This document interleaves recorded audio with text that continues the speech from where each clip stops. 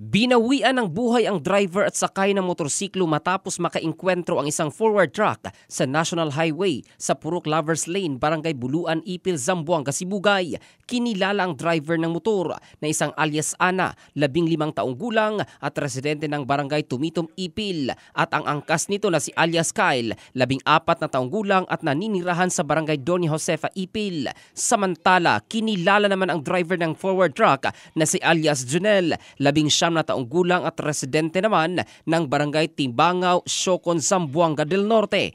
Ayon sa inisyal na investigasyon ng mga otoridad, magkaibang direksyon ang tinatahak ng motorsiklo at ang truck, ngunit nag-overtake ang motor kaya't bumangga sa kasalubong na truck na may kargang mga sako ng bigas. Sa lakas ng impact, dead on the spot ang driver ng motor habang naisugod pa sa Dr. George Tucao Hofer Medical Center sa Barangay Tenan ang angkas, ngunit idiniklara itong dead on arrival ng mga doktor. Pansamantala namang nakakulong sa Ipil Municipal Police Station ang driver ng truck habang nagpapatuloy ang investigasyon ng pulisya.